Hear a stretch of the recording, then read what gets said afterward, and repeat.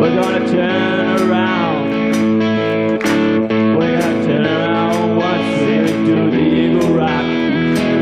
Hey, we don't feel so free. What you do to me? What you do to me when you do the Eagle Rock? Oh, come on, make me say I'm just crazy about the way we do it, the Eagle Rock. Oh, come on fast and you come on slow. I'm just crazy about the way we move, do it, the Eagle Rock.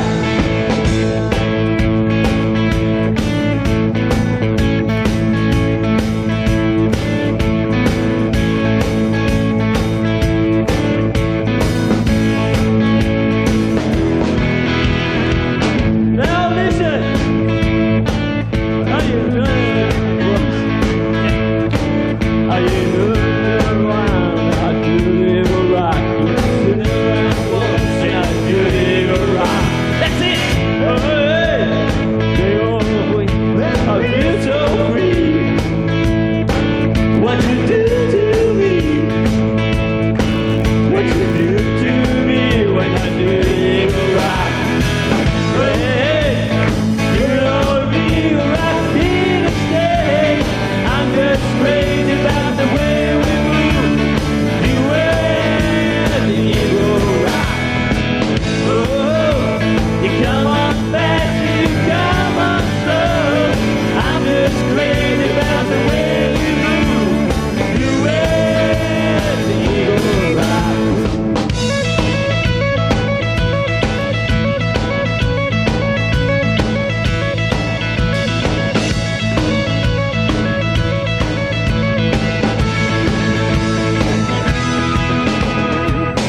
Now listen, stepping out, let's turn around, and we turn around once and you do the Eagle Rock. Hey, you know Eagle Rock here to stay. I'm just crazy about the way we move, doing the Eagle Rock. Oh, you come on fast and you come on slow. I'm just crazy about the way we move, doing the Eagle Rock, doing the Eagle Rock, doing the Eagle Rock, doing the Eagle Rock, rock, rock, rock,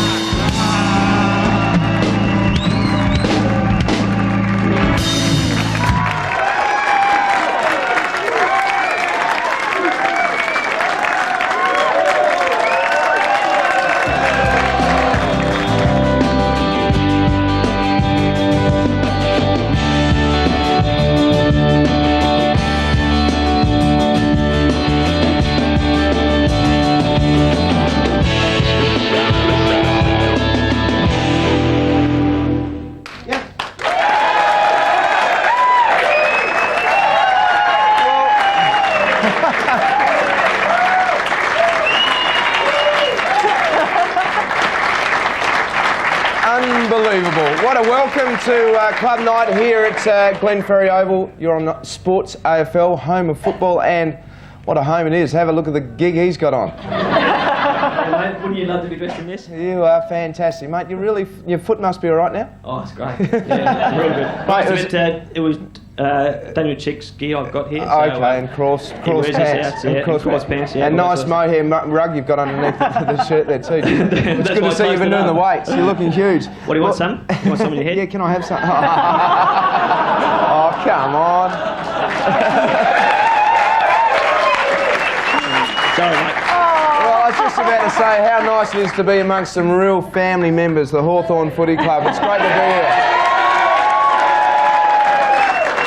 Now, before I go any further, Johnny, I'm sorry. Thanks for joining us tonight. It's been fantastic to see you up there, and we hope to see you a lot more. It's been a pleasure. You're playing this weekend at somewhere around town, probably on Saturday night. Yeah, Saturday night at Waverley, actually. Good on you. Yeah. Good. Well, my co-host, I'd like you to put your hands together for a warm welcome to Nicole Stevenson. Now, Nick, this is the family club. It doesn't get any closer than this. It's the family club, but they never actually said that they had to be friends of yours. No, well, they're not. No. It's fantastic. It's a nice little room. We're having a great night out here, and we've got some fantastic guests, but there's been some busy times this week in AFL footy. It's been a controversial week this week, and I know you're fairly passionate about what's been going on with umpiring. And the tribunal. Because I'm an expert at that. But how many visits was it? I don't know, 12 or something. How many more would it have been if they had been having second looks at videos? Yeah, as it's gone on, it's got worse. I mean, I copped the brunt of it early on in the stage, but it was interesting today on Footy Focus when Ian Collins was just talking, and he was saying that they've admitted to making a mistake on the weekend where the report was actually, or should have been laid on perhaps the Sunday. The umpire Harvey then said it was laid on the Monday. They've come out and they've said, tried to sort of not cover up things, but put things straight today. My concern is, as a past player, and it'll be interesting that the three guests we've got in a second to talk about it, but in this day and age when we're going professional, we've really got to look at the whole system, because we're talking about guys' welfare. This is their employment. This is their livelihood. Well, it is their livelihood. It's also the club's livelihood. We're at a club here tonight, the Hawthorn Footy Club, that has to win a lot of games this year. If they get decimated by injuries, then also suspension, and the suspension's not handed out or done in a professional manner, then basically the game's trying to go professional, but in the other instance, we're not. We're sitting here with a system that I think is second rate at the moment, and I really think that the players and also the clubs have to get behind and really have a close look at it, because if you ask for the guys to be professional, then you have to do the same thing at the other end. And at the moment, 3 or 4 people are looking at videos. People it's not even in their brief to look at the video are saying, have a look at it, and there's something there that you should report them on. And I just think it's wrong at the moment. And I'll really be interested to see what some of our guests have got to say. So I won't get any angrier. I'll just... We know your opinion now. Yeah, well, it's a long way to go. But we'll have a chat to the guys who have got here now. And ex-Essendon coach... Not coach, I was going to say, you're a coach, you did coach. You did coach, yeah. But Essendon legend, and basically, ran the club, goal-kicking legend, you Tassie medal, I mean, you won premierships, then you moved over to Hawthorn, best and fairest last year. Welcome to the big fella, Paul Salmon. Next to... cult following already. Next to him is one of the glamour boys of the club, Nick Holland, who's been playing exceptionally well. Right, I'll pump you up, though. Dutchy Holland.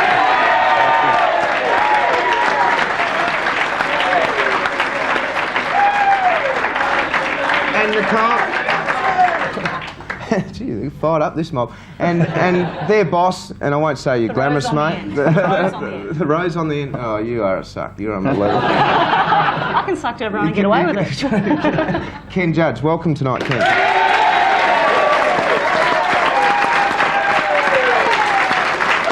right, guys. I know you can't say much, and it's annoying being a player, but surely we have to look at this system in regard to making sure that even if we haven't got the thing right, we've got to be seen to do a consistent job at it, and I believe that's where we're at the moment. Paul, what do you think of what's happened today? Well, look, I'm fascinated you theorising on tribunals and court cases, mate. It's intriguing stuff. I think you've got a point, Ned. I think the consistency is a problem, and I think maybe we do extend the guidelines, which I'm not sure we're entirely familiar with, and about the processes of reporting and so forth. Well, today, Ian Collins has said that there was never any guideline. The fact that the time restraints in regard to supplying or reporting a player. Basically now, it's been said today that you two could be reported right up till Saturday morning. Did you know that, Ken? No, I didn't actually. I mean, that's a concern. I would have thought there'd been a time limit on it, and it should be probably 48 hours at the most, I would think. And if the report's not in place by then it should lapse, I would suggest, or it shouldn't even be considered. Well, Ian, Nicole heard it on Triple M, but with Eddie Maguire, but also on Footy Focus before, where Ian has said that there was never a time limit. It wasn't there. It was a media drum up, And the fact is that... That's you now, buddy. Well, it is, I suppose, me. But I always thought, I mean, there has to be... You couldn't... Imagine going into a game, Dutchie, going in Saturday's game, and they ring you tomorrow morning, they say, look, you've been cited by video. Imagine what you would think, Ken, and also your preparation, Nick. It'd have to affect you. Yeah, obviously you're starting your preparation for the next week's game as of the, as soon as the last game's finished. So you want to know as soon as possible. Like Wednesday night selections taking place, Thursday night they've basically picked a side. So, I mean, where does it stop? Does Ian Collins look at a video a couple of weeks down the track and see a reportable incident and backdate to that report? But then we have the umpires look at the video straight after the game and make reports if necessary if they weren't done on the spot, which is very rarely done nowadays anyway. And if there's any grey areas in that, we really should have a deadline by Monday, shouldn't we? That should be the goal, and we should not go out. Everyone's got to be responsible. The coach's got a responsibility to get the team ready, and the AFL's got a responsibility to the clubs, I think, as well. Well, it's interesting. I think there's going to be a lot more said about it over the coming weeks, and I think it's one thing that we have to have a look at. Well, let's get back to last week, and it was a fantastic win by you guys, and we've got some highlights here. Ken, it's been interesting. I mean, we've done a couple of your games in Sports AFL, but your starts have probably been a little bit slow. I mean, 21 points down, I think it was, on Saturday night, and obviously got back into the game, but is that a bit of a concern? Well, it is, because it's not the sort of habit you want to develop, because, against quality sides, I mean, you're not going to get away with it. I mean, I think Sydney are a quality side. We were lucky enough to get back in the game last week, but playing North this week, we wouldn't want to get a start like that. I mean, it's just, I'm not really certain why it's happened, but we have, they haven't been huge starts, but we've certainly conceded 3 goals or so early in the game. So it's an area we need to address, and one that we need to address pretty quickly. It was interesting. I was very fascinated by Paul Kelly, who's obviously one of the Garrett Graham's great players, but Tony Woods, who's become a fantastic tagger, tagged Kelly to start with, and they moved him to full forward. It's a great sort of ploy, or the forward pocket. It's a great ploy by the coaches now when a player's getting tagged to move them down there and sort of try and isolate them in a one-on-one situation.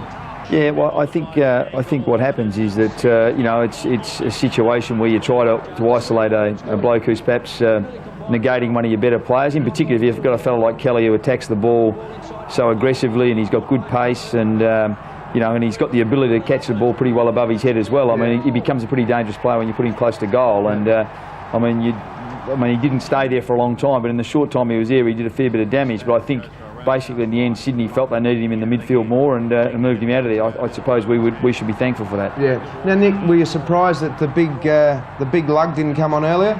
The big plugger, yeah. Big plugger? We probably weren't too sure. Earlier on the week, Rodney Eade said he'd only play him for a half, so Ken prepared Mark for that fact, saying, we don't know whether you'll be on Luff or Lockett, and I think when he did come on, he didn't have much of effect, which is a credit to Mark and probably to Ken, because they had prepared for that and knew when it was going to happen. Graham's been fantastic, hasn't he, Fish? I mean, the back line there has been really held down when there's been talk of Langford coming back, but you'd be hard-pressed to move him out of the full-back position at the moment. Yeah, look, I suppose there's a bit of concern with Chris's position as far as when he might or might not be joining us. So Mark's really taken that step amongst a number of other players that have put their hand up this year so far, Ned. So it's been really encouraging, but we never doubted Hebe could do it for us. Something else that's certainly come into this week's game as well as last week's game is the debate of racism. Instead of being critical of what's going on, what do you guys think the solution is to the racism debate, or the controversy that's going on?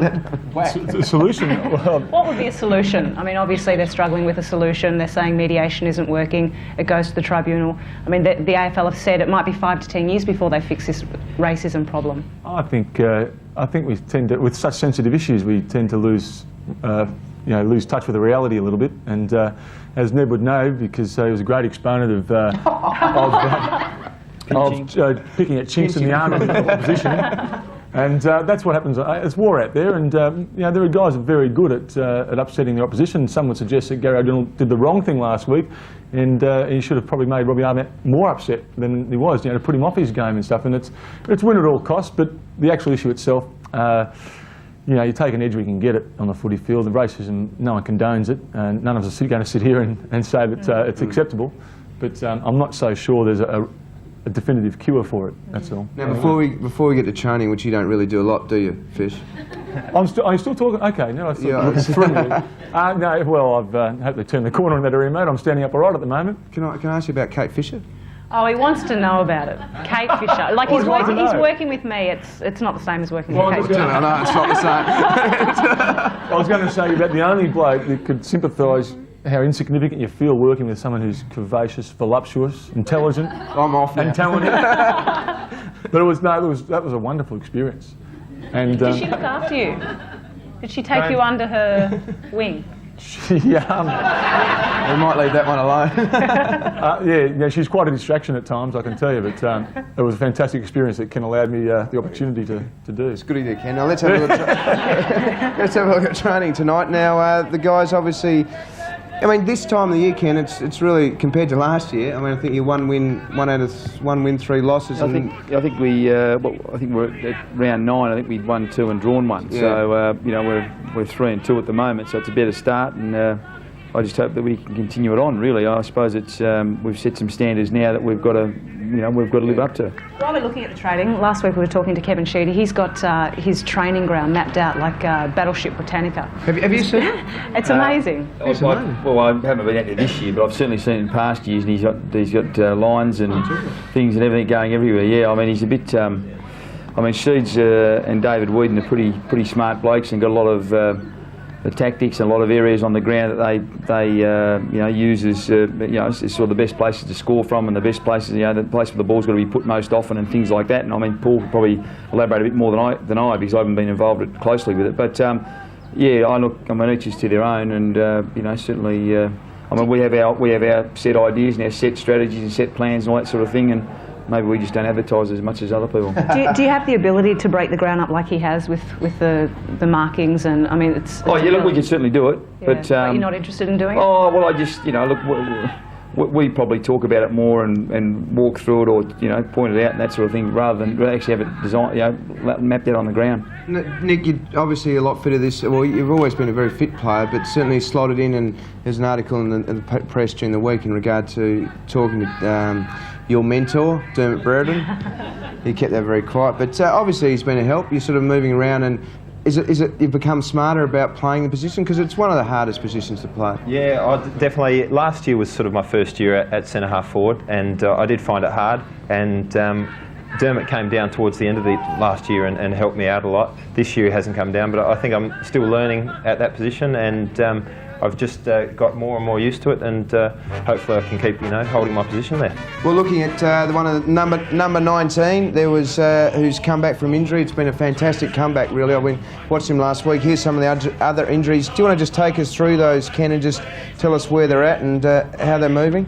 Shannon Gibson actually hurt his shoulder against Fremantle a couple of weeks ago. It was a pretty serious injury, but it's recovering pretty well at the moment, so he's out for about 3.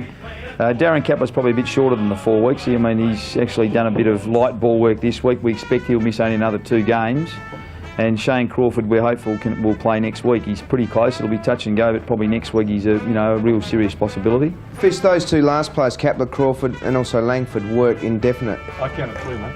Sorry, 3. I'm sorry. Oh, I've never had an injury like work before. I wouldn't mind. Yeah, what is one. work? I've had everything to else. work. What's he going to do? What's he going to do? Is he look, it's still up in the air at the moment. You're still forcing the issue? We talk to him all the time, but we talk around it and at it and about it, but we haven't sort of got much closer to a solution to it. Well, here's the side, and obviously been performing very well. I mean, I think one of the great things you've been doing is your tackling. Also, your midfield there with Taylor, Treleaven. He's been sensational. He had 20. We had a game out, forgotten when it was, out at Waverley. He had 25 touches to half time. It was absolutely flying against Brisbane. But he's been, and also obviously Hartford, who is really been a great find, hasn't he? Yeah, well, Daniel was a very good player for us last year, the second half of last year. But I mean, really, he's taken another step. I think he's gone another step again this year, and he's taken more responsibility on, and he's playing quite well. Now, Paul, tapping down to some of those little blokes, Kaplan, and also having the little pretty boy himself, Croft, back in the side, which would be great for you, Nick, because then you wouldn't be the most glamorous bloke on the side. But is it important to get Caps back in the side, because he's very important to kick to Jason, I believe. I mean, his left foot, a raking left foot straight to find the target. No, he's very dangerous. He encourages the boys to look laterally sometimes to find him, because he's pretty penetrating with his kicking. So look forward to getting him back out there, and certainly Shane. I mean, you can't replace players of that calibre.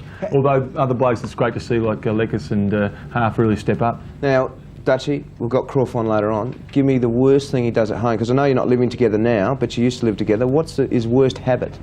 His worst habit would have to be putting Cocoa Pops on ice cream. Oh my God! That must be great. You must be happy with that, Ken. That's great for the diet. That's right. On Sunday night, actually. Oh, Sunday night. What, about 4 in the morning? Apparently, Ned, he takes a long time to make a cup of tea because he gets caught looking at his reflection in the kettle. Oh, don't say that. Poor Crawford, I'll stick up for him. Now we've got Nicole out there amongst it again. Tell us what's happening out there, Nicole, with the supporters. Well, there's plenty of supporters out here, as you can see, but we've got a question to the panel. Hi, what's your name? Peter. Peter, who's your question to, or is it to the whole panel? It's to the whole panel. Just how do you like the atmosphere at Waverley over the last 3 games that we've played there, or whatever it is? It's been tremendous, Peter. The support from the supporters has been sensational. Probably exceeded my expectations. It's reminiscent of a lot of the big crowds I used to play in front of, mate, and it's just tremendous. We've got such a great membership now, and it's things are really buoyant around the place. It's good. Nick, you spoke about it during the week. You spoke about it during the week in regard to how much better it feels being around the club this year compared to last year. And obviously there was a lot of turmoil last year, but everyone pushing in the same direction. And do you feel that with the supporters now starting to get behind the whole thing? Everything's falling into place really well for Hawthorn this year. We've got volunteers coming in, helping out the club in administration. On the field, I think, Ken's got the coaching staff out there. There's, people, the recruiting officers coming out on the ground and doing some touch work with some of the younger guys, and everything's towards that one goal of improving and becoming successful again, like we were in the 80s. And I mean, we got back on track for a start last year, and things hopefully can get better this year. That's great. Now, Nick, you've got a young supporter out there. What number has he got on his back? Has he got in his back? Hasn't got a number on his back. Oh, that's good. He's looking for 23. Get number 2.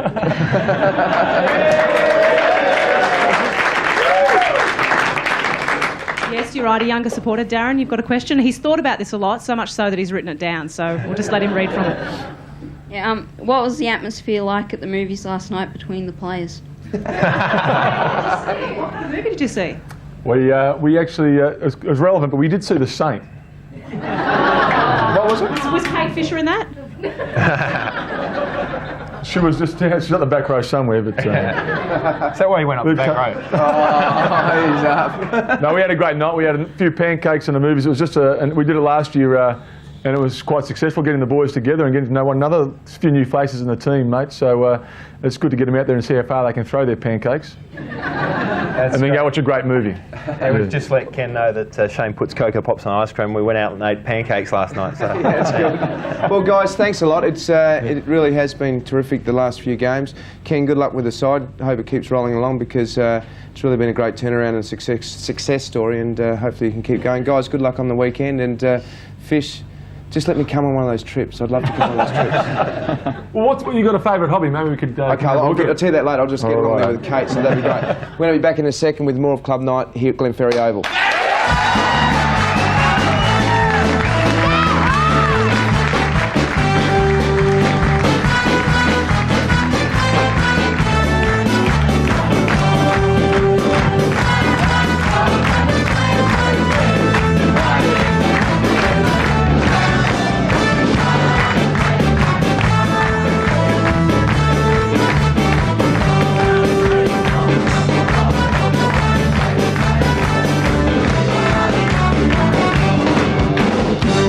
Welcome back to Club Night live from Glenferrie Oval. You're on Sports AFL, and what is Sports AFL, Nicole? Sports AFL is the home of footy. Very good, Nick. You thought of that all by yourself. I'm very impressed. I love that. Now we've got, they were great, those blokes, wasn't it? It's great to have... Yeah, they're very good. They're very articulate. I think living in Sydney now, you notice the difference between rugby league players, yeah, and footballers. Real footballers. I'll get in trouble there. Sorry for anyone watching in Sydney. But it is good. I mean, the club's obviously turned around, and it's, I think I said last week, it's very important for guys to be able to present themselves well. And there's 2 guys there, Paul Salmon and Nick Holland, who can do that and basically push the club out into the marketplace. Do you manage any of them? Yeah, actually, Nick, I do a fair bit of work with. Now, we've got 3 legends here, and they are legends because they've played in a club which went through an era which had a huge amount of success. It's been well documented, and I'll introduce those. We've got Peter Hudson in the middle. Peter, welcome back to the club.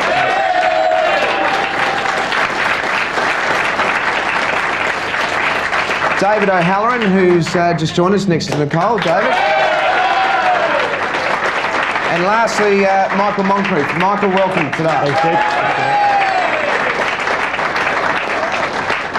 Hello, good to be back. Great to be back. Well, mate, tell us about I mean, there really was some rifts that split the club apart last year.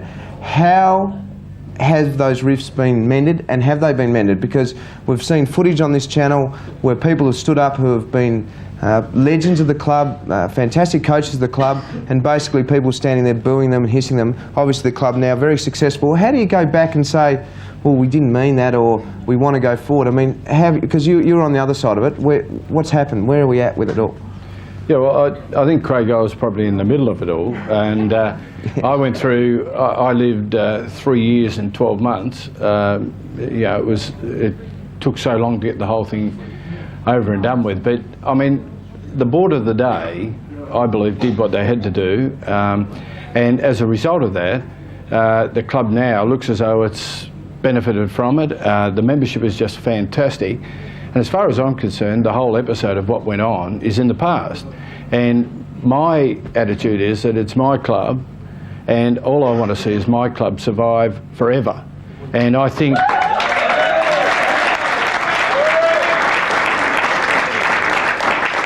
And I think with the membership the way it's going, and Waverley Gardens going the way it's going, I mean, I think a couple of years ago when Waverley Gardens came on the scene, everybody believed it was going to be fantastic, it was going to be a great thing for the club.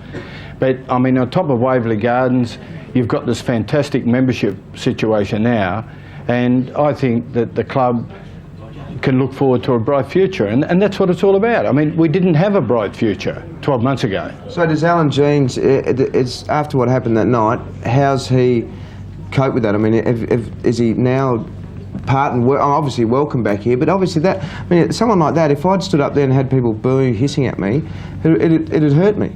Well, no, it would, if it was spending such a time with the club. Yeah, well, I think you wouldn't be human if it didn't hurt you in some way to be booed and hissed. But I think it's a matter of getting behind why people did what they did. And I think that the people that were there and the people that probably booed and hissed Alan Jeans were doing it because they believed in what they were doing. Yeah, and I think Alan Jeans is an intelligent enough person, as I'd like to think I am, to appreciate that. Yep. But the whole thing about it is, as far as I'm concerned, the night after the EGM at the Campbell Civic Centre, that was a cut-off point. It's all about now Hawthorn and what Hawthorn's going to do in the future. And I mean, everything indicates that it's going to be fantastic. And that's what it's all about.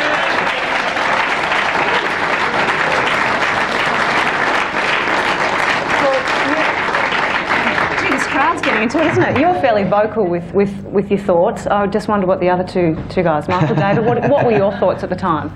Did you think a merger should have taken place, or obviously it didn't? At the time, I did think a merger should have taken place because of what the previous committee, not only the board that was there at the time, but what the board had been trying to do over a number of years, and there just wasn't enough support. It's only now that all that support and a lot of people around the club that supported Hawthorn have actually come out and turned that support into membership, so it's actually, rather than just being hearsay, they've actually done something positive about it. And because so many people have done that, that's turned it into a real positive, and what Peter said is right. If it had just gone on the way it was, without that build up to that merger talk, Hawthorn wouldn't have survived, I don't think. So they really needed to put their hands up and be counted, as everyone has done. And it's really, you know, just going out there like I did the last couple of games to Waverley is just phenomenal. Like even when we played and were successful, we had like the cheer squad behind the goals used to wave the flags, and a few people around the ground. Now you go out to Waverley and there's Hawthorn flags right around the ground. You know, it's just really good to feel part of that atmosphere. David? Yeah, Cole, I think I went a little bit opposite to Mick. I was disappointed. I never supported a merger. I didn't think that was the right thing, purely because I think if there'd been a merger, there would have been no Hawthorn. Facing it, I guess, a bit from Scotty's point of view, in that, you know, some people thought that half a club was going to be better than nothing, but I think that if they'd merged, there would have been no Hawthorn, and we would have just moulded into one different club. So I was very happy. Not so much of the way things happened, but just with the way it turned out. And as Mick said, I mean, that support from the last few weeks at Waverley on the playing side, with all those Hawthorn supporters there, has been fantastic. So now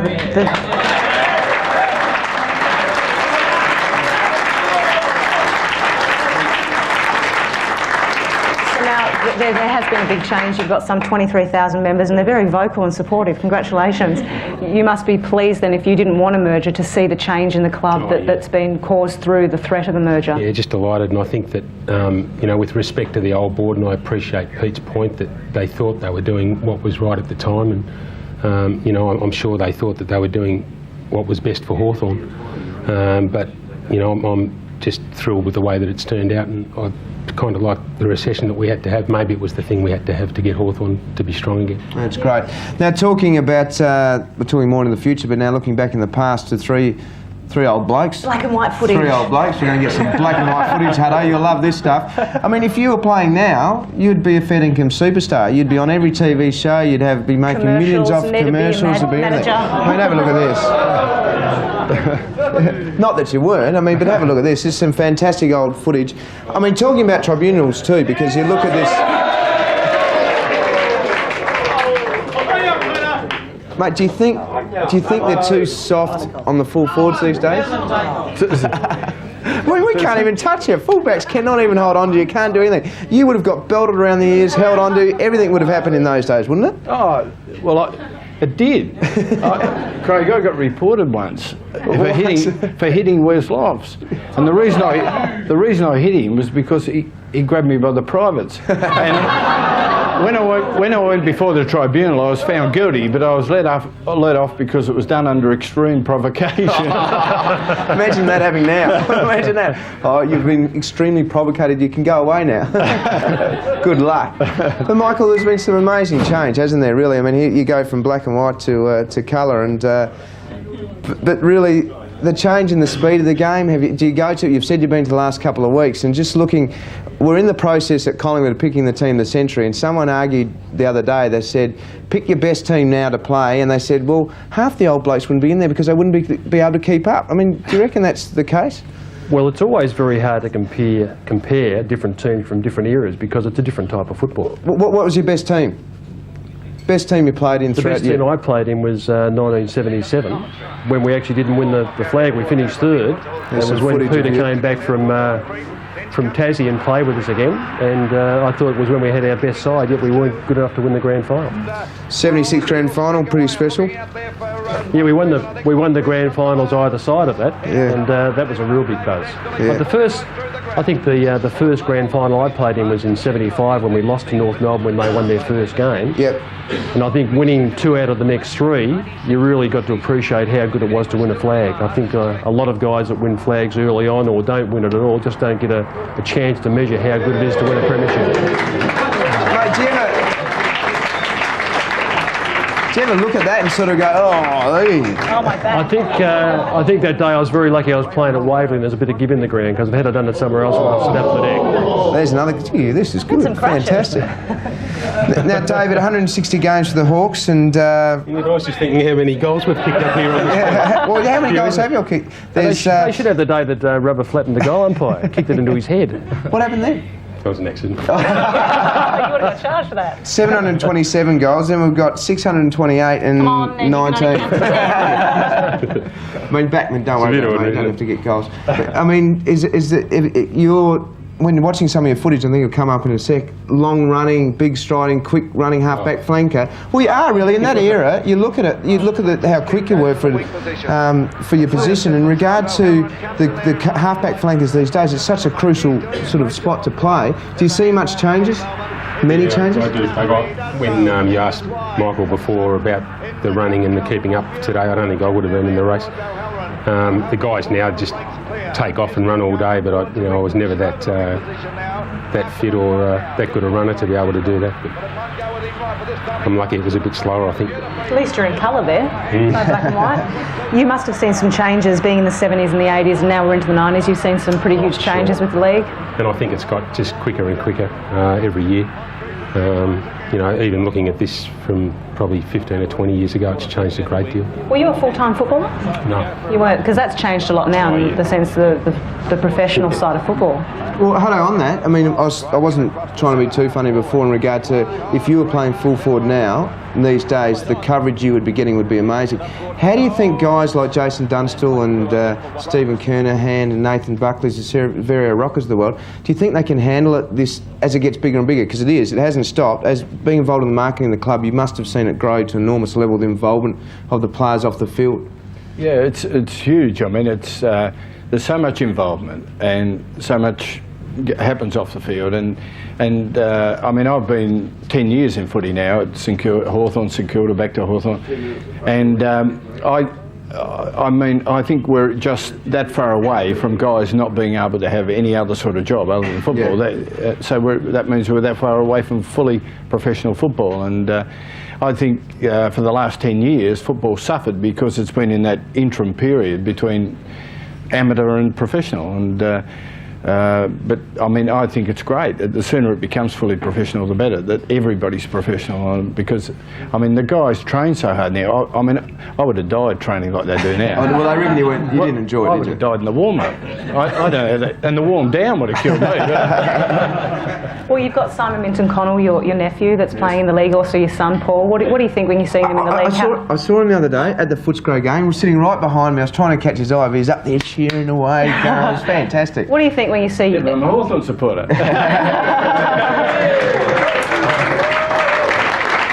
Football's your life, but it's also your family's life now. It must be pleasing to see so many family members running around out there. Yeah, well, I started when I was 15 and I'm now 35, and sorry, Bush-siders, but 20 years. No, it's been great, and I'll be honest, it's been great to have a son that's been able to play footy and be involved. And Paul's been involved in it now in his 10th year, so you know it's part of our life. Well, I've got a little boy, and he's a left footer. I'm finding out already, so hopefully he can become hopefully when he starts playing footy, he'll be professional. And we'll see. He might even end up Hawthorn. I've no problem. Be good at biffing some of the opposition again. Thanks, guys. It's been great, and it's great to get the old guys back here. Not the old guys. I'm sorry. The ex-legends back into the club, getting your opinions on some very important issues. Obviously, the club's very passionate about it, and you guys are as well. Again, thanks very much for coming along.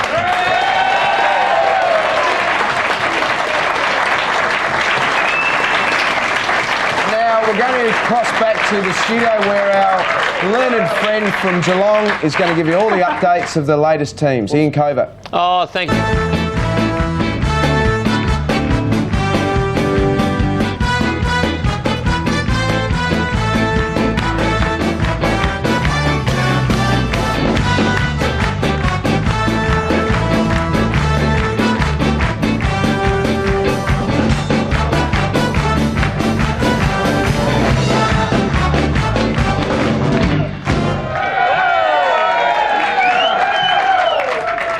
Welcome back to Club Night here at Glenferrie Oval, home of the mighty Hawks. And I must say the supporters are very, very vocal. And this is my 6th club night for this year. I wasn't involved last year, and you guys are the best crowd so far. Oh.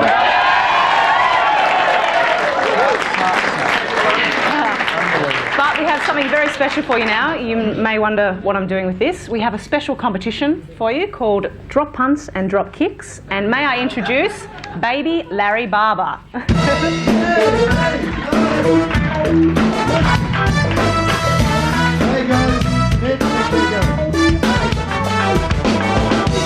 Okay, welcome to Drop Punts and Drop Kicks. We haven't got a lot of room up here, but we all fit, so that's good. Good supporters, give yourselves a big clap down there. Fantastic.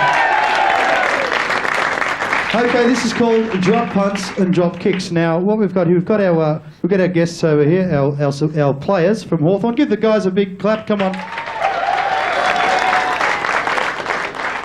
Okay, we've got Aaron, Todd, and John over here, and we're all set to have a big quiz. Now, over here we've got Ned. Ned is the judge. Scorer. And Nick is the judge. There you go. Fantastic. Me, I'm open to bribes. The rules are, we have a quiz. You put your hand up. Okay. He was cheating. He was cheating. -1 point. That's not true. That is -1 for you. -1 for Aaron. Okay, what we're playing for tonight, we're playing for an Optus pack. Now the prize pack is just out here. It's got a footy in it. Who wants to win the footy? Anyone would like to win the footy? Yeah, the bottle, the pens, the whole Optus pack, and we've got some people playing out there. So fellas, who are you playing for? You've got your people out there. You're playing for? I'm playing for Leanne Forrest. Leanne Forrest, give us a wave, Leanne. There she is out there. You're playing for? Big Ben Pies. He's playing for Big Ben Pies. There he is. Give Big Ben a wave. playing for, Aaron? He's playing for Blake. Give Blake a big clap down there. There he is. Okay, straight into it. 1 point each. Here we go, the questions. Which club was Paul Salmon first recruited from? Ringwood? We need more information there from Ringwood the judge. East. Just hang on, fellas. No, you're out of it. You're Sorry. out of it. Okay. Aaron? North Ringwood. North Ringwood. He's picked up the point. There it is over there. Okay, a music one. This is our first music one. We need the name of the artist and the name of the song title. Here we go. This is the first one.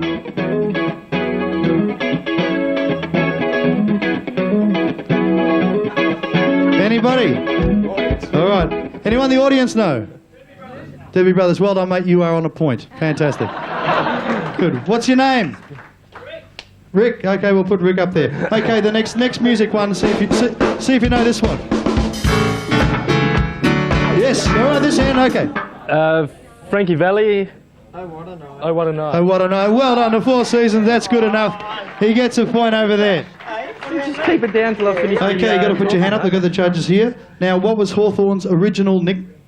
The Maybloom. He's definitely cheating on the end, but we'll give it to him. Okay, what numbers did Peter Hudson wear? 26 and 1. All right, I smell a rat. Baby Larry smells a rat. Nicole, do you smell a rat? I smell a rat. and it's Okay, on my let's go shoulder. for some music. We'll see how good they are.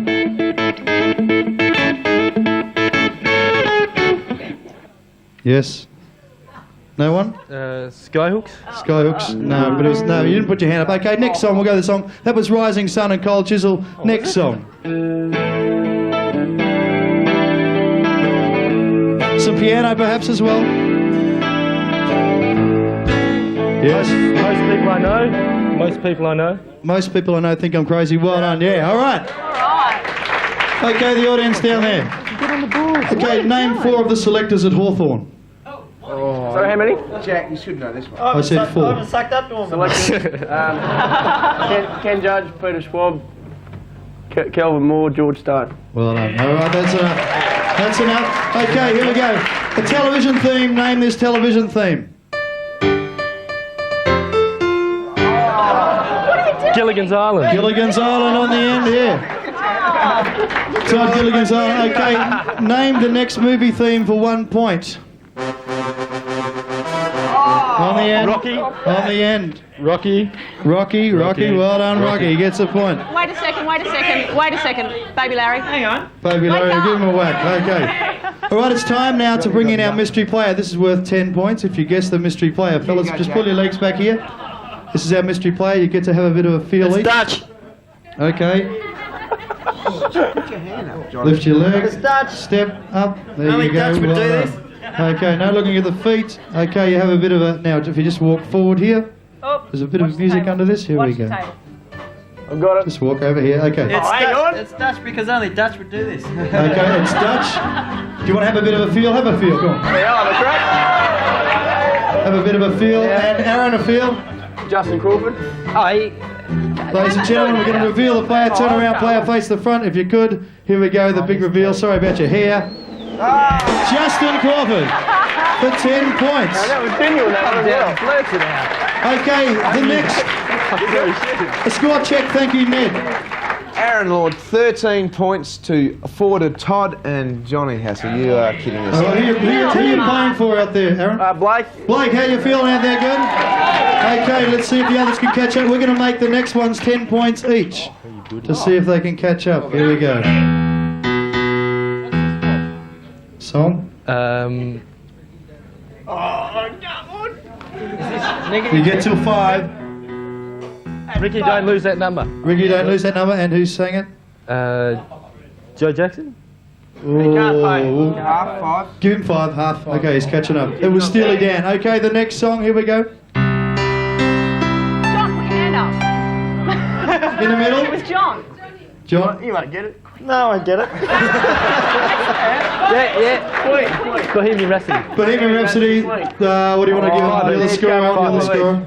5 each. Oh, give Johnny 5, please. Okay, another music one. Aaron. Now, hang on a second, Aaron. Old time rock and roll. Old time rock and roll, and who sang it? That's not important. It is important. It is important to Leanne and Big Ben down there. Who you going, Big Ben? Good? Happy down there. Good. Yeah, where are you, Ben? Who sang it? Bob Seger. Bob Seger, 5 points. Okay, here we go. Another song, another music song.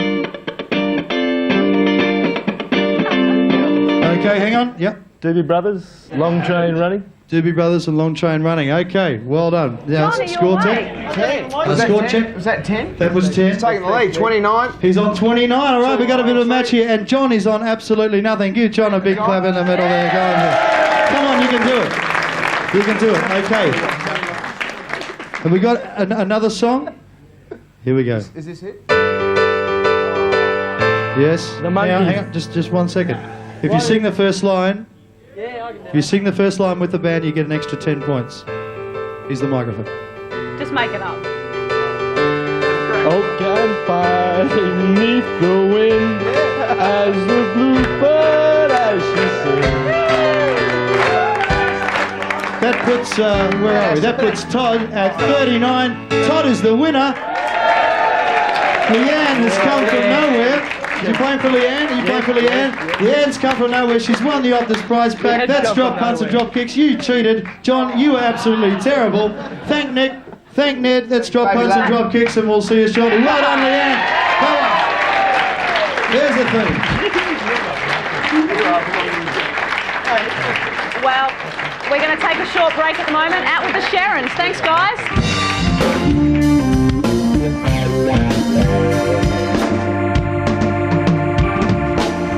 I shot the sheriff.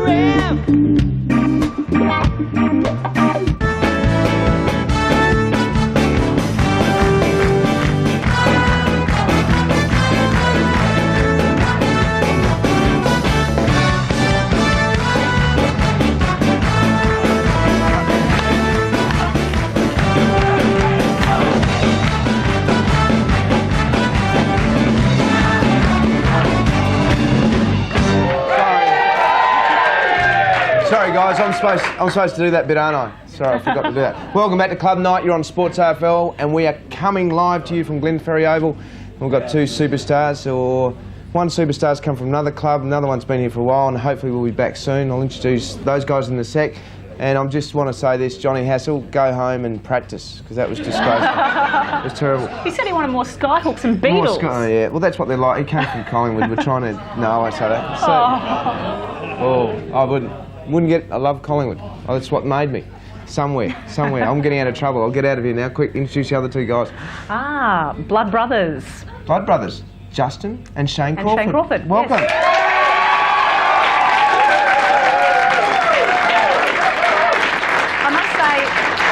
I must say, one is looking slightly more intelligent than the other. Oh, Justin.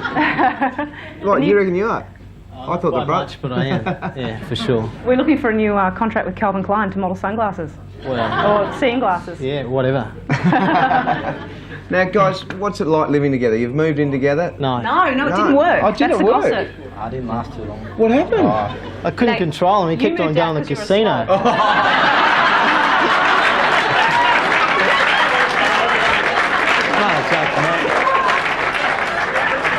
So this is pre-casino or after casino?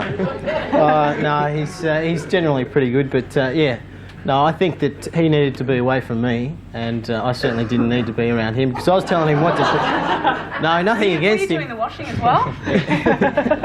Yeah, I suppose he just needed his space, and I needed my space, and we'll get on it a bit better. I was just telling him what to do, and I don't think he liked it that much. So were you fighting? No, we weren't fighting. I was just telling him to do this and do that. But yeah, he's only young. He's learning. Says Grandad there. Says Pop. Justin, you're enjoying it. Obviously, your footy you're looking a lot fitter this year. I mean, Shane's work ethic is fantastic, and everyone that's been well documented. And Nicole's going to ask him a few figures on how well he does his triathlons later on. But really, that has been a real turnaround for you, I believe. You just look so much trimmer and fitter. Yeah, probably because with the influence of my brother and probably Platts and and they make you work harder and that, so it's probably improved my football, yeah. Sorry, go. No, after you. Well, just on Platts, because Platts is a great role model for the younger guys, the Rovers coming through. I mean, does he still have an influence? Obviously, he has a great influence on you, Shane. But does he work closely with you even when he's injured The good thing about Platts is he's a really good club man. Yeah. He gets along with everyone really well, and I think that certainly helps, especially when you're doing the pre-season training, 5 nights and 4 mornings and whatever. Just having him around the club certainly lifts everyone. Now, Shane, what time do you do for 100 freestyle?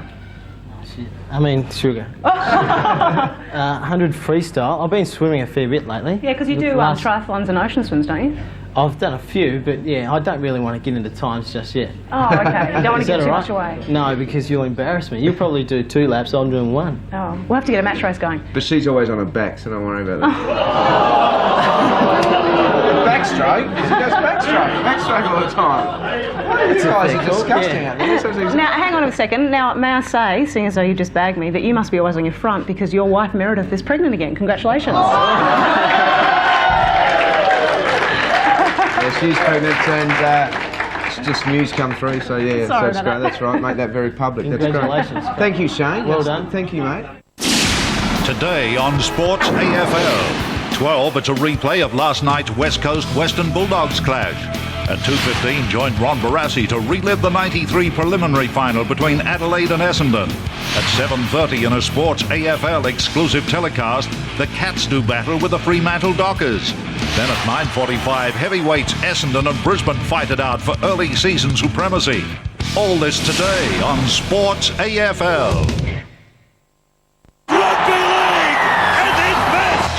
This weekend, live league action on Sports Australia. Puts the foot down. Beautiful stuff in the final seconds.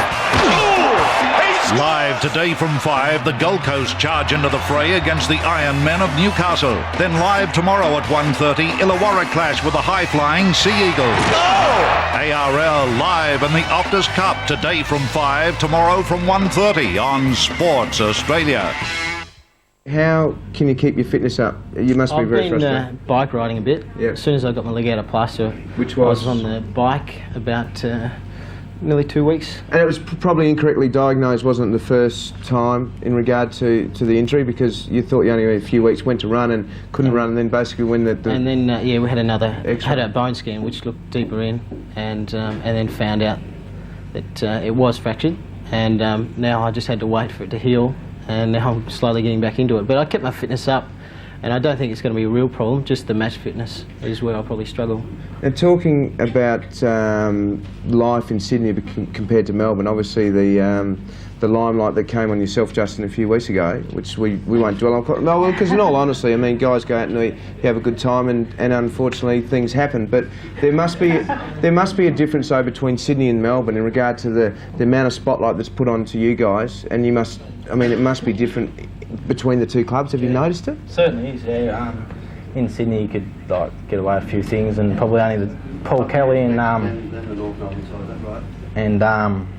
Tony Lockett were the people who got noticed there, but the rest of the group sort of didn't get noticed. So We've actually got the North Melbourne team that has just come through, so let's take a look now at the North Melbourne team. Guys, you can take us through it. You've got your glasses on, Shane. So. Okay, I suppose out is Dean Laidley, and who's come? The Junkyard Dog. Who's come in? We're not sure who's come in. Well, interchange Simpson, Harvey and M. Stevens. Now, Anderson's in from from last week. Talk to me, Justin, who do you think will be picking up?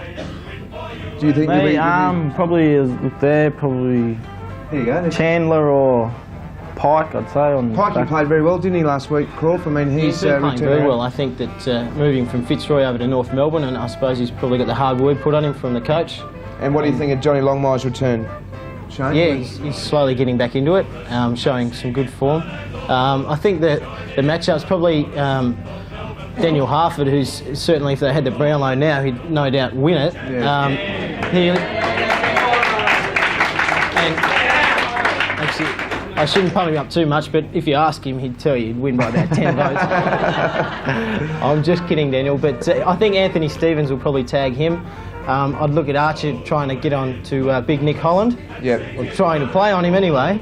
And I suppose Martin will line up on Dunstall as usual, and probably you'd have to look at someone for Swice, which would probably be maybe Daniel Chickle might get the job running with him. Well, mate, you can come and host the show next week, and hopefully that'd be we'll see a bit. Well, Now, yes. hang on, we've got to talk about Must Kate be the Fisher. glasses. Have you got a girlfriend? Because I'm sure there's plenty of eligible girls out here. Yeah, I do. You've been down finding rings, apparently, they reckon. No, we won't go into that. I wouldn't do that. Well, hopefully we'll see a little bit more of you on this channel and doing a few more things with you. Justin, good luck for this weekend's game, mate. Get back soon because it's the side needs you. They're going well, and it'd be great to have you back on the field. Good luck to both of you. Now, Nick, every week we have club news. It's changed from the first week. It's getting more different every week, and we've got two lunatics to read the news out to us. And here we go. Hi, guys. Welcome to Club News. I'm Nick Holland. And I'm Daniel Harford. Making headlines at Hawthorn this week. Testimonial dinner dance to recognise Stephen Lawrence's testimonial year. Saturday, the 7th of June 1997 at Leander. Booked by ringing the club on 9819-2199. Hawks annual dinner auction, Saturday 9th of August at the Grand Hyatt. Tickets available by ringing that number again, 9819-2199. Club champion vote count night, on a certainty.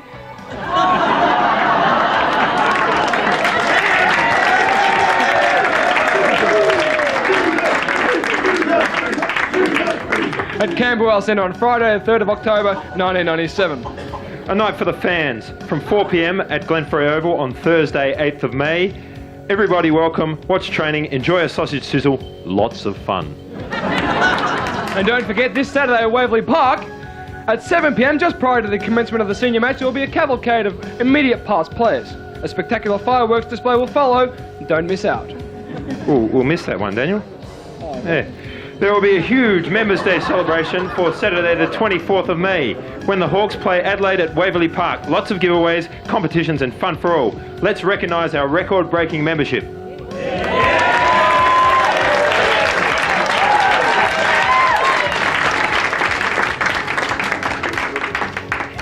Thanks, Nick. Hawthorn merchandise you're all wearing, of course. The club has produced some wonderful newly designed merchandise for its supporters, and it's selling fast. Buy at Hawthorn and keep your money in the club.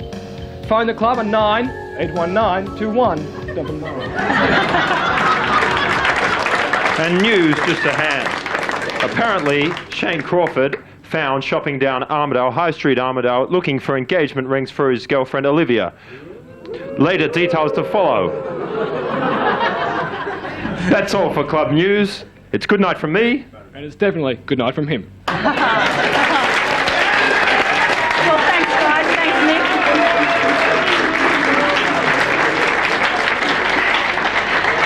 Thanks, Nick. Thanks, Daniel. We'll be back from Glenferrie Oval after this break. No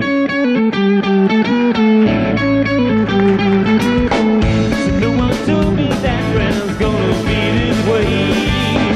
The job's a joke, you know. Told that today. Sunday on Sports AFL. 11:30, it's a replay of Saturday's Essendon-Brisbane encounter. At 1:45, it's another Sports AFL live and exclusive game when the Saints go marching into Waverley to do battle with the Demons. 7:15, Sydney take on pre-season premiers Carlton. And at 9:30, Port Adelaide invite Richmond to Football Park to feel the power. All this Sunday on Sports AFL. The European PGA Tour continues live and exclusive on Sports Australia. And something again puts him off. Oh, well, he gave it a chance. The big guns of world golf lineup for the Italian Open. Well done. Beautiful finish. He's happy too. I love it. My goodness, did you see that? The European PGA Tour, Monday night 9:30 on Sports Australia.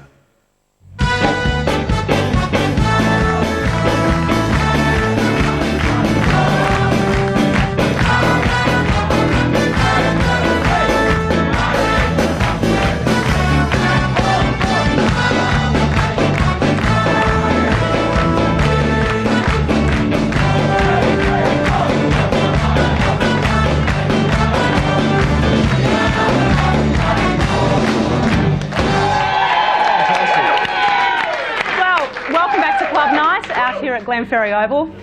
It is a great night. The supporters are a very important part of this club, and right now we're going to take a look at what has been a really successful membership drive. Francis Murphy went out to have a look at what's been driving the membership.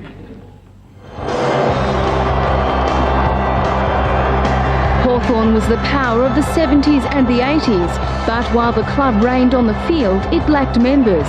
Just 5 years after its last premiership, and the Hawks were struggling to survive. 10 years!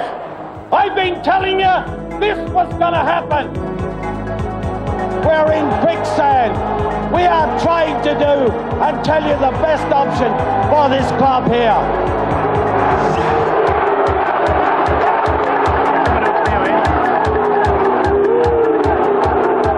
You take off, where's the brown? You take off a little bit of gold.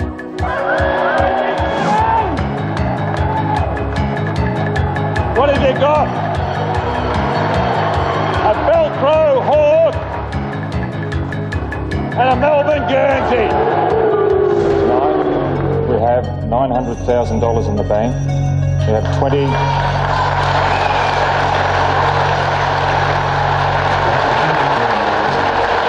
We have $20,000 in pledges. I'm now telling you the club is viable. Last year, Hawthorn was in turmoil, split between those believing a merger with Melbourne was the only way to survive and those wanting to go it alone. The AFL's decision that clubs needed about 20,000 members, and I think secondly Hawthorn was facing a financial crisis, and those two matters together were serious enough for the board to recommend a merger. The anti-merger faction, Operation Payback, won the battle, but Hawthorn's survival was still only conditional on one major factor: increased membership. Despite on-field success, the Hawks had never had more than 12,900 members, not nearly enough in modern-day football. They needed to become members. We've really driven very hard in all our marketing that the days are over where we need supporters, we need to have members. Driven by volunteers since December last year, Hawthorn's membership campaign has achieved outstanding success. A record 23,000 members have signed up, and the club is confident of reaching its target of 25,000. Well, we targeted to increase our database, first of all. We had a database of around 17,000 people last year, and we've managed to build that up to 40,000. And so most of our marketing that we've done for membership has been directly to Hawthorn people. We felt if we market directly to the converted Hawthorn supporters, we had a better chance of the outcome. The Hawks may have record numbers of members now, but the real test will come in the next few years. The club must keep the momentum flowing and convince supporters to renew their memberships every year. We're working on a 5-year plan with our membership, as we are starting on a number of other aspects of the organisation. And what we'll be doing is targeting, first of all, the loyalty of members, and secondly, the satisfaction rate amongst members. First of all, we need to maintain the members that we've achieved this year, and then we feel, and I feel, and the membership committee feel, we have a fantastic opportunity to build on that next year, and we can increase it further. After solving the mystery of the missing members, for the Hawks, it's no turning back. Well, I think a lot of the knockers out there used to say to us, how can your membership be so small when you have so much success? And I think without doubt we've proven that we did gain all the support due to the successful years. We just didn't manage to turn them into members, and now that we have, I think a lot of those supporters are certainly thrilled with the results, and I suggest to those really watch out and see where we end up in the future. It could be anywhere.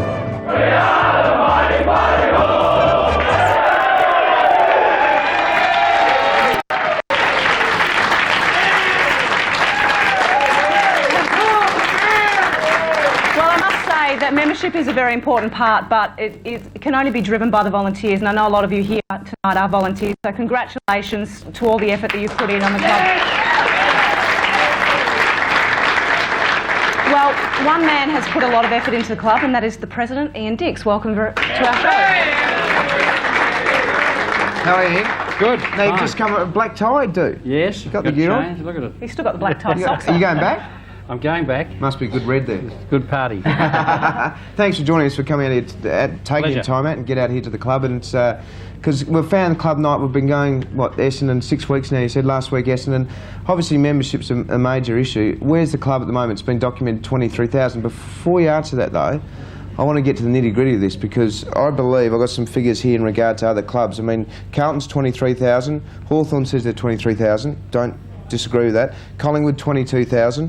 Essendon 25,000. And Richmond 23,000. The question is, there's an article in today's paper had a dog with a Hawthorn scarf around it. And it's a member. And it's a member. Yes. Now, if I'm a sponsor and I come to this club and you say to me, I've got 23,000 members, what's the demographic of those members? Are they kids under 12 dogs. Or dogs? Or I mean, it's fine for the club to say these members are signed up and paid, but what do they make up? What are they made up of? Tomorrow's story is we've got a cat. But 23,001. The membership is up in every area. Our membership is up in interstate, in country, in every category, in young people, in seniors, throughout every area of the club. The membership is up, and we haven't stopped. The 23,000 was last Saturday, so we've still had a very busy week in the office this week, and we're expecting on Saturday night we'll have another about 80 volunteers out at the ground as they've done of each of the other games, and we expect to get maybe another 500, perhaps 800 again next week. I'm quite astounded by the number of supporters that you're actually signing up at the games. It was 1,200 in round, was it 1,200 in round 3 and another 500 in round 5? So that's quite phenomenal that you're actually signing up people on the spot at the grounds. We've had 3 sign-ups. One wasn't our game against St Kilda, and 2 that were our games, and we signed up at each. And on the first 2 we had over 100 volunteers out there working, and they've learned as they've gone. Every week you can see them improving their technique. I've been out watching with them at the ground. They're using a loud hailer now to talk to people as they're coming up the path, to explain the circumstances, and they tell me, and you can see them changing from going there to going and signing up as a member. Okay. A sponsor comes to you and says to you, I'll give you $250,000 to change a jumper, and it'll be pink. It'll be pink. The club, hold on, it's fine for the supporters all say no way, but it's $250,000 into the coffers, which has to pay the bills. One game only. We're talking, what would you do? Now, we're talking to Cadbury's now about doing a caramello, round and gold.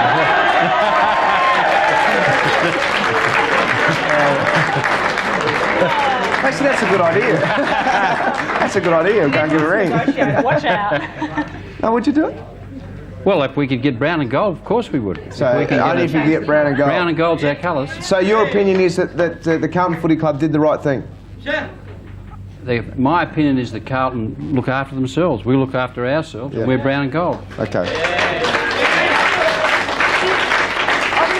Over the last couple of years has become a lot more national. Do you see that the 23,000, I mean, that report said that at the height of your successfulness in the 80s, you only had some 12,000 members. Yes. Do you think the the interstate part of the league is really helping the membership drive?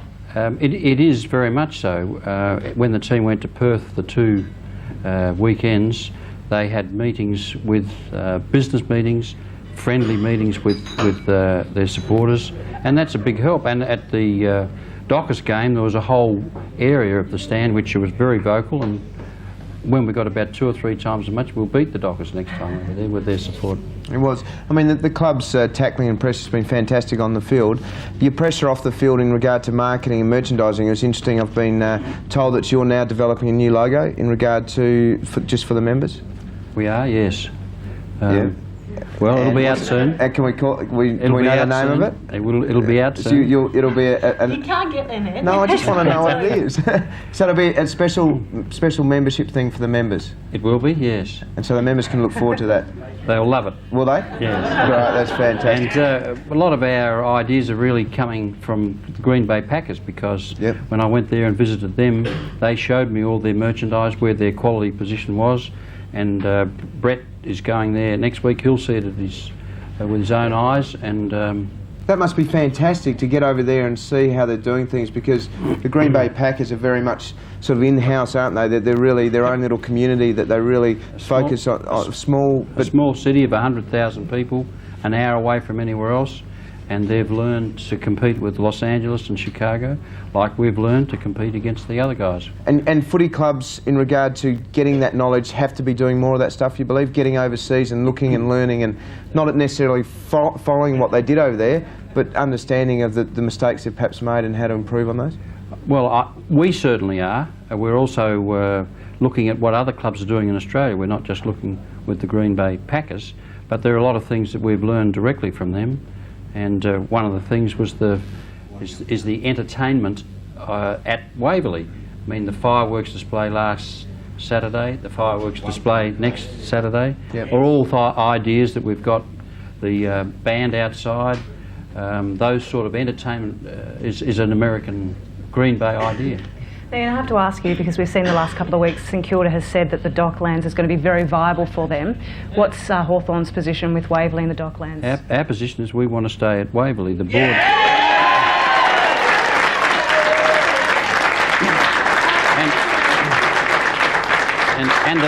And the best part about it is that we're aiming to have an average of 40,000 people a game at a lump of 5 games, which we're in the middle of. We're averaging 38,000 now, and we play North, and I'm expecting 50 to 55. We play Collingwood, I expect 65 to 70, so we'll get our average up. And that's 12,000 more per game than last year. And it's because we're promoting the game and we've got the support of our members. Well, congratulations on what you've done. It's been very successful, and thanks for joining us tonight. Thanks, Thanks,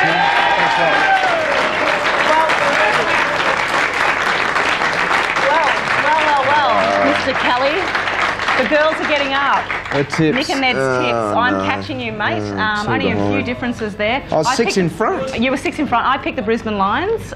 You've picked Essendon. We always pick the club we're coming from, don't we? We always make sure we pick the club that we're at. I picked St Kilda, you picked Melbourne. I think that's the only difference there. Yeah, well, I'm consolidating because I'm in all sorts of trouble. I cannot have you winning. You're just going to copy me from now on. Oh, it's scary if you win. Oh, it's unbelievable. Well, there's lots happening. Well, there certainly is. We've got Super Sunday, which is St Kilda versus Melbourne, live from Waverley. It's live and exclusive on Sports AFL 145, hosted by Dermy.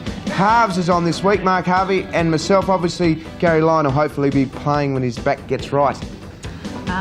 And Monday nights, live from, at 7:30, hosted by Tim Lane and Dermot Brereton. Footy Don't miss feedback. that. It's Footy great. feedback, It's fantastic. Channel 13. It is sensational. And next Thursday night, live at 8 p.m. Live, we're coming live from the Brisbane Bears, and I can't wait to get up there. Lions. Brisbane Lions. Sorry, Brisbane Lions. I'm still getting used to it. Past to present, we've got a little band coming on, and we're talking about past to present. This is the band. They are fantastic. Yeah, very nice. And we'll see you next week.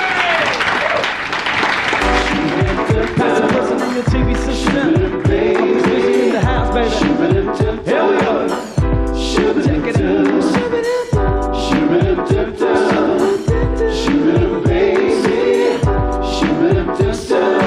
You must understand. I'm ready, willing, and oh yes, I'm ready. Anything you want me to do, I'll do for you, yeah. And oh yes, I'm ready.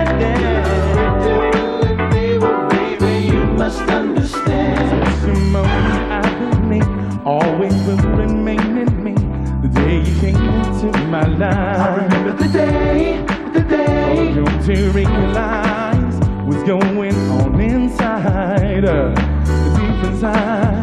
deep inside of my mind. This is something no one can take away.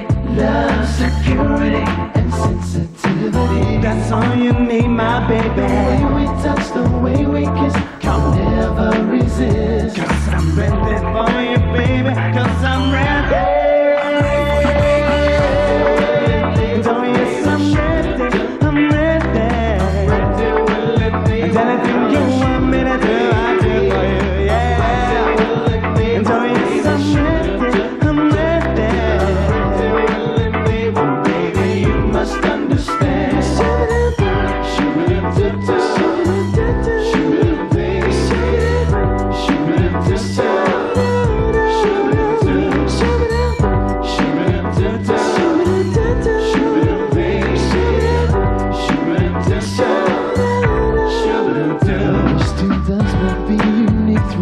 We'll make it all complete. We can rise into the top. Everybody keep rising and rise. 'Cause if you know the vibe is in your side. Deep inside of your mind. Real security, no one could take away. Love, security, and sensitivity.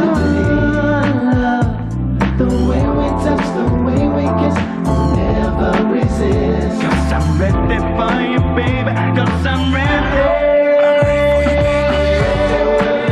Oh yes, I'm ready. I'm ready. I'm ready. And girl, anything you want me to do, I'll do for you. Yeah. Oh yes, I'm ready. I'm ready. Baby, you must understand.